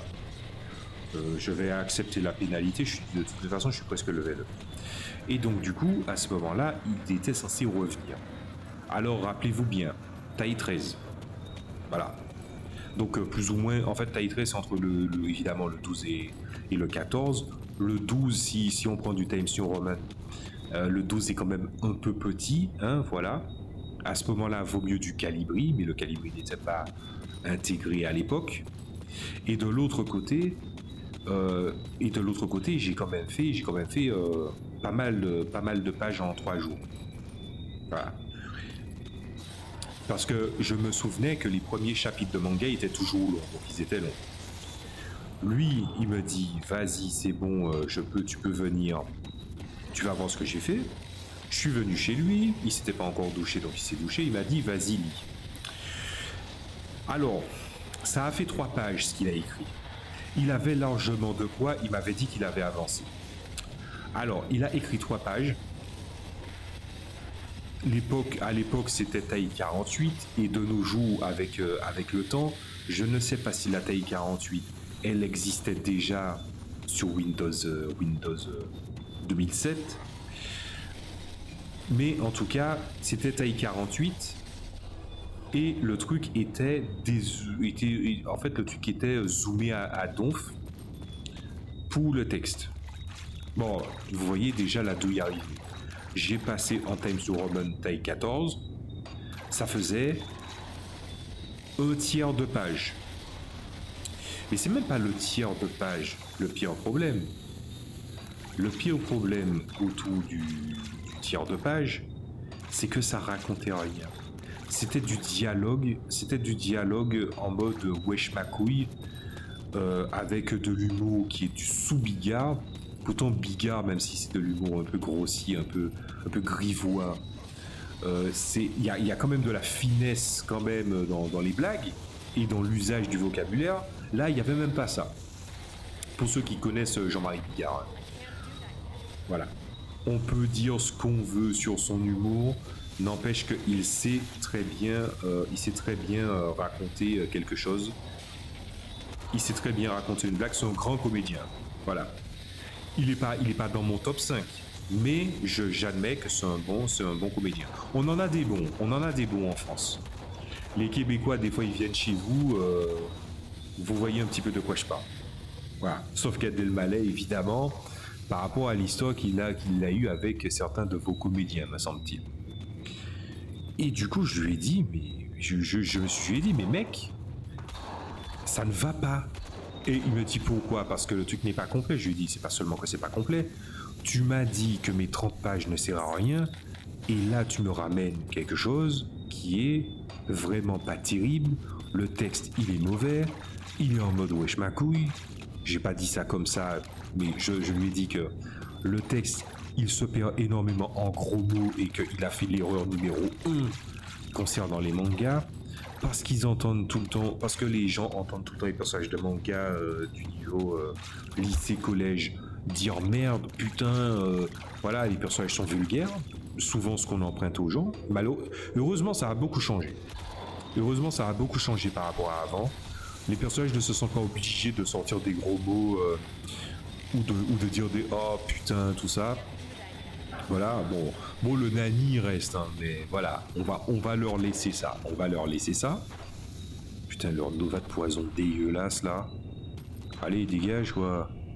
Culé. C'est pour ça que je voulais la constellation de la Drigadi. D'ailleurs, est-ce que j'ai des points de dévotion? J'ai pas eu le temps de voir. Ah si. Ouh là là. Oh mais... Ah, ça fait plaisir. Et du coup, je dois le mettre sur quelque chose.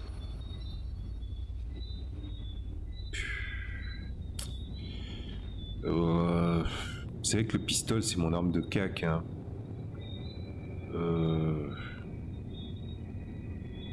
Ça fait un peu beaucoup de le mettre là. Bon, je vais le mettre là. Ah, on peut le changer à tout moment.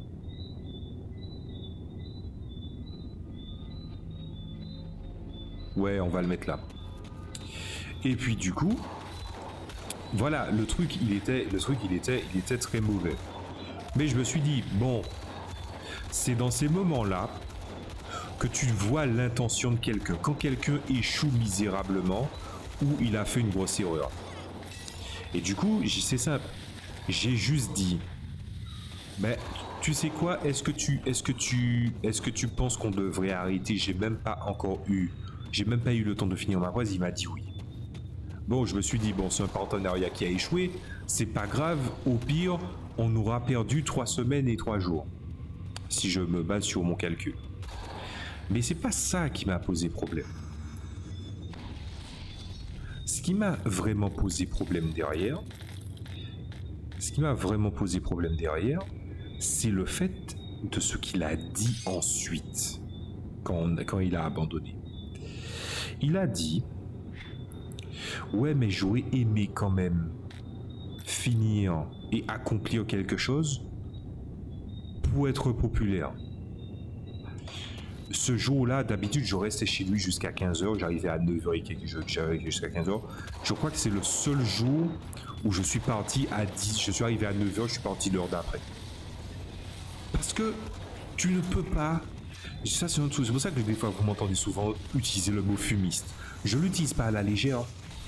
Je ne supporte pas ces gens qui te parlent tout le temps de la gloire, de la popularité, qui parlent du fait qu'ils galèrent socialement avec les gens ou qu'ils ne sont pas bien considérés. Tout ça pour qu'ensuite, ces gens-là ne soient même pas foutus d'accomplir le minimum syndical, même pas l'étape 0, et ensuite veulent être gratifiés de quelque chose qu'ils n'ont même pas bien accompli. Voilà. C'est pathétique. C'est vraiment pathétique. Et moi, je raconte ça, j'ai raconté ça dans des forums où les gens appellent à faire du manga. Je raconte cette histoire à toute personne qui vient me parler de travail d'équipe ou qui me ramène des fois à la méfiance vis-à-vis du travail d'équipe. Voilà. Moi, j'avais des profs aussi qui me disaient « Ouais, mais tu sais, tu as l'air aux abords un peu antisocial, tu n'aimes pas faire équipe, ça se voit, tu as besoin des autres. » Tu vois, les gens te sortaient des niaiseries, mais d'un niveau, mais c'est pas possible. Et moi, je n'avais pas tort je n'avais pas tort dans ma façon de penser, pas plus que je dissimulais le fait que je n'étais pas d'accord avec leur point de vue, que ce soit le caractère antisocial, parce que c'est un truc que une minorité de gens me disaient, mais je comprenais pas pourquoi ils me disaient ça, et eux-mêmes, leurs arguments étaient complètement éclatés au sol, hein, voilà. Ah, c'est le même. Mais il y avait aussi le rapport, le rapport au fait que les gens ne te donnent pas des masses les capacités de te faire confiance. Oui, il faut de tout pour faire un monde, mais tu n'es pas obligé de tout faire en fonction des gens, et tu n'es pas non plus obligé de travailler en équipe. Ça, c'est une connerie monumentale.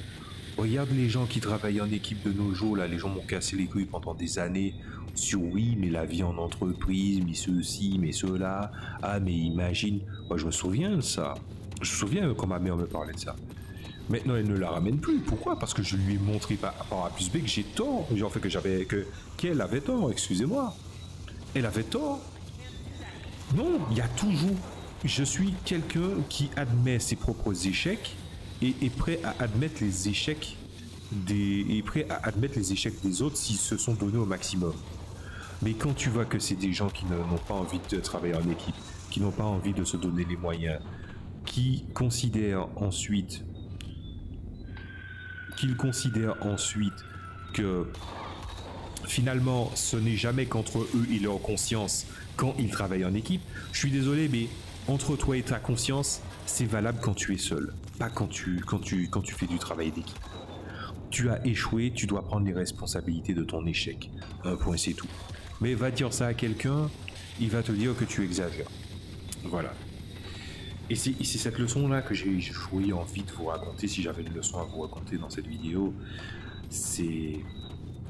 Il faut arrêter de vouloir minimiser le moindre... Minimiser...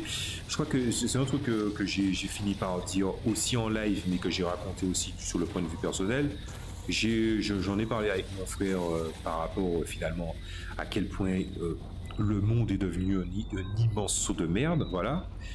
Je lui ai dit, moi j'ai l'impression que beaucoup de problèmes qu'on a en France sont partis du principe qu'en fait on a passé des décennies et des gens ont passé des décennies à minimiser des échecs ou des choses qui n'auraient jamais dû être faites ou acceptées.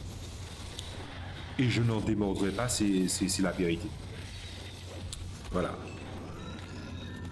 Mais c'est triste, c'est tellement triste. Maintenant, après on pourrait me dire oui, mais là tu es en train de travailler sur un JDR, donc tu vas faire équipe avec des gens. Évidemment, je suis obligé. Regardez le nombre de lapsus que je peux faire. Les lapsus, tu peux faire si tu fais énormément de lapsus déjà à la base, rien ne t'empêche de faire énormément de fautes à l'écrit. Voilà. Il y a des gens des fois qui se cachent derrière je suis dyslexique. Alors il y a des gens qui sont vraiment dyslexiques. J'ai rencontré des gens qui sont dyslexiques et parce que ces gens qui sont dyslexiques, je les ai vus galérer et parfois même je les ai aidés. Quelqu'un me dit je suis dyslexique et en fait c'est un prétexte de gros sac parce que les gens ne font pas attention à ce qu'ils font. Il faut s'en méfier de ces gens-là. Voilà. Les gens qui prétendent être des choses qu'ils ne sont pas. Mais bon, ça c'est une évidence quand même, et on le rappelle. Voilà. Je vais essayer de voir qu'est-ce qu'il y a par là avant de continuer. Apparemment il y a un autre chemin. Ah, c'est un cul-de-sac. Ah, mais il y a des ennemis. Mais voilà. Attends, je suis devenu si fort que ça? Putain, ils donnent aucune expérience, ils sont nuls.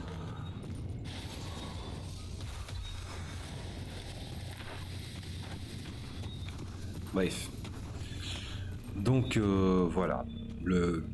Je sais que je vais devoir avoir j'ai besoin de relecteur ou quelque chose comme ça. Et je réfléchis à ça surtout, d'autant plus que là, j'ai vraiment envie de sortir mes projets en l'état et je veux pas sortir quelque chose de calamiteux. Voilà. Si jamais, ça ne serait pas étonnant que vous me voyiez faire des actual plays, un kickstart pour le jeu que je suis en train de faire. Mais dites-vous bien que, et je pense pas que je vais changer d'avis sur ça, même si des gens pourraient me dire oui, mais tu es peut-être optimiste. Non, je pense vraiment que tu ne peux pas présenter quelque chose à des gens qui se méfieraient ou n'auront pas confiance en toi si tu ne leur présentes pas au moins déjà au départ 75% du travail fourni que tu as fourni. Donc moi j'attends d'avoir 75% de travail acceptable. Et le truc le plus intéressant là, c'est que là je parle de l'aspect mécanique, le côté artistique de mes jeux de rôle, de mon premier jeu de rôle par exemple. Je connais la direction artistique dans ma tête, mais encore une fois, il y a une grosse différence entre ce que tu fais dans ta tête et ce que tu fais et ce que tu vois dans le réel. C'est une espèce de spectre qui te motive ou te démotive. C'est une épée à double tranchant en fait. Ah ben voilà.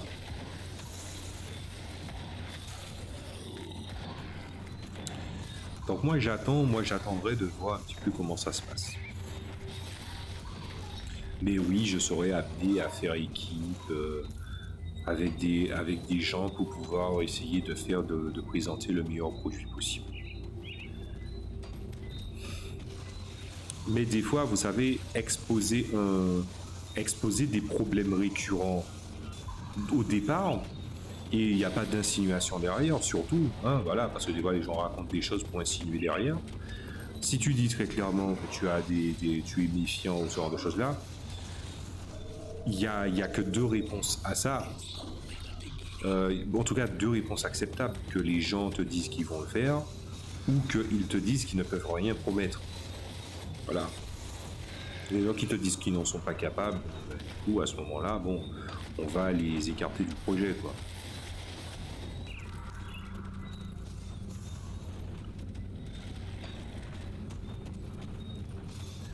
Ah, du coup, je suis déjà arrivé dans ce lieu.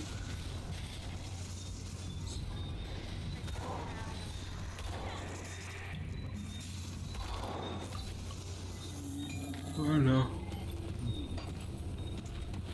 Miam miam les citrouilles. Attendez. Ah, il me faut trouver un portail. Je vais activer le portail et je pense que je vais quitter pour cette session. On a suffisamment parlé. Voilà. D'ailleurs, on commence mon premier JDR. Je vais redire ce que j'ai dit dans le live. Mais je ne sais pas c'est quelle prise, dans laquelle prise je l'ai dite. Donc je le redis. Mais pour mon projet principal, il est beaucoup plus simplifié. J'aime beaucoup la simplification que j'en ai faite. Ça ressemble de plus en plus à l'idée que j'avais du jeu. Et des choses vont passer à la trappe parce que évidemment tu vas pas sortir. Si tu as des volontés de vraiment avoir du contenu, mettre tout le contenu de con, ça voudrait dire que tu sors une espèce de bible de 1000 pages et je vais surtout éviter ça. Voilà. Et les règles sont plus ou moins déjà écrites. C'est la mise en forme des textes et les éléments, c'est-à-dire le contenu présenté qui va compter. D'ailleurs, c'est ce qui s'est passé. Un petit oiseau, bon, vous comprendrez qu'est-ce que je veux dire, certains comprendront que je veux dire par un petit oiseau. Un petit oiseau m'a dit vas-y, fais une pause sur ton truc tant que tu n'es pas arrivé en France. Et ce qui s'est passé, c'est que mon troisième projet, qui lui vraiment avait besoin d'une refonte totale, ah ben du coup la refonte s'est très très bien passée. Il y a beaucoup d'informations et d'ailleurs ça a tellement bien avancé que là on est le week-end et du coup mon cerveau m'a dit mec, fais une pause, reviens lundi, revois ton texte et puis ça ira. Du coup moi je me permets de le faire là de faire exactement ce qui est dit parce que je sais que j'ai bien bossé. Voilà. Et puis mon deuxième projet, parce que j'ai dit que j'en ai 3, le deuxième c'est simple. Si j'étais pas aussi obstiné, je sortirais le projet numéro 2 avant les deux autres. Parce que les deux autres, ils ont bien avancé, mais ils sont loin d'être finis. Alors que le projet numéro 2, il est vraiment malléable, très malléable. Voilà. Mais ça fait énormément de bien de bosser. La satisfaction du travail bien fait, c'est quelque chose qui est vraiment très très important. Et je suis perfectionniste, mais je sais être humble vis-à-vis de ce que je dois produire. Voilà. C'est-à-dire que je sais que j'ai tel truc à faire, tel truc... ça peut être optimisé. Je l'optimise dès le départ. Et puis en fait, je me dis quelle forme ça devrait avoir, quand ça devrait se passer. Et puis du coup, j'ai pas trop à réfléchir encore. T'as quoi? 8.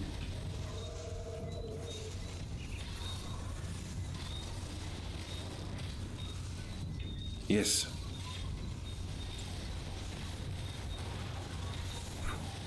J'arrive à coup d'énergie, ça veut dire que vraiment les ennemis commencent à être balèzes.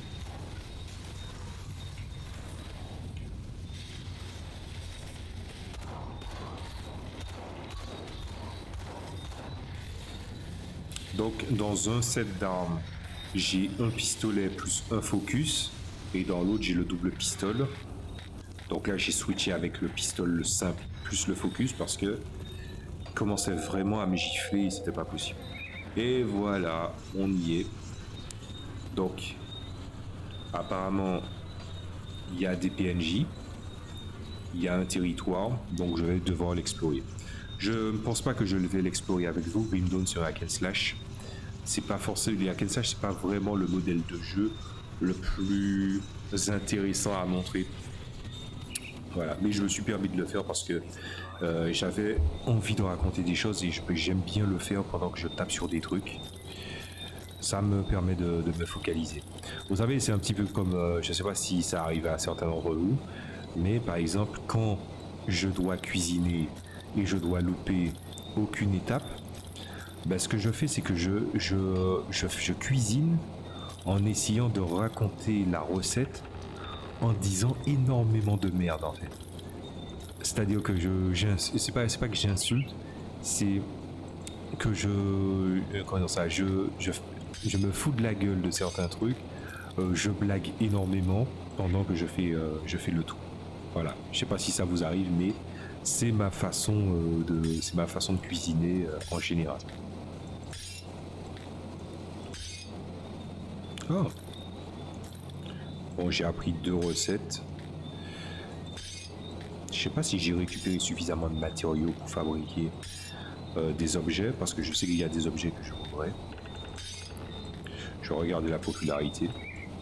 Les hack and slash, c'est vraiment pas un type de jeu que... C'est pas le type de jeu que tu peux montrer facilement. Ah oui, c'est lui. Ah, quand même.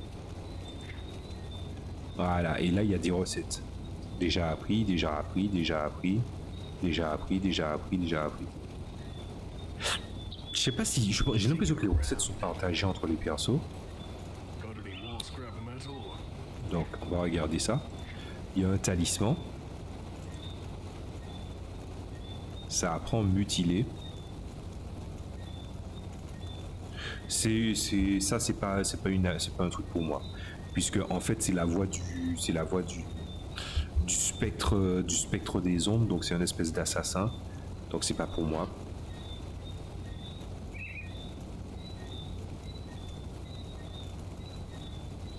Ça, je crois que c'est pas mal. Équilibrium. C'est de la surcharge mentale. Ah, la surcharge mentale, je suis plutôt pour. Allez, allons-y. Ah, ils l'ont mis pour moi. Cool, sympa. Du coup, le Witchstalker, il me manque le sel purifié, très compliqué à avoir. Voilà. Donc ça, c'est une panoplie. Ça ne me concerne pas. Je peux très bien porter un bouclier au lieu de prendre le focus, mais le focus est plus optimisé.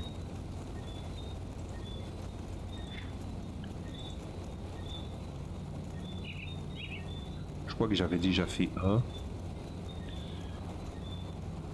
Ah, mais c'est ça, c'est là où sont les recettes. Attends, oui, le sel purifié. Ah ouais, je suis déjà monté. Ah voilà, sel purifié.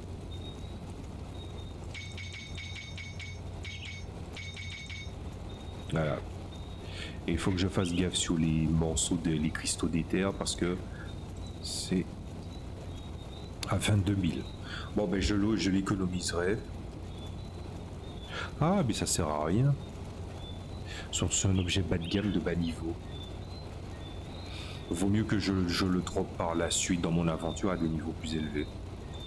Ben voilà. Bien, ben dans ce cas, je vais vous laisser avec finalement une longue conversation. Ceux qui auront le courage, bon ben vous allez avoir le courage. Et puis ceux qui ne l'ont pas, ben tant pis, hein, on verra ça dans une prochaine vidéo. Qu'est-ce que je pourrais dire d'autre? Je pourrais dire le jeu vidéo, du coup j'ai dit que je parlais du jeu vidéo, qu'est-ce que je vais faire? C'est pas exclu que des moments je fasse des lives où j'essaie des trucs. Voilà. D'ailleurs, peut-être même que je commencerai les lives avant même que cette vidéo sorte. Donc, moi, je vais vous dire à la prochaine fois pour d'autres vidéos. Ciao. Salut à tous.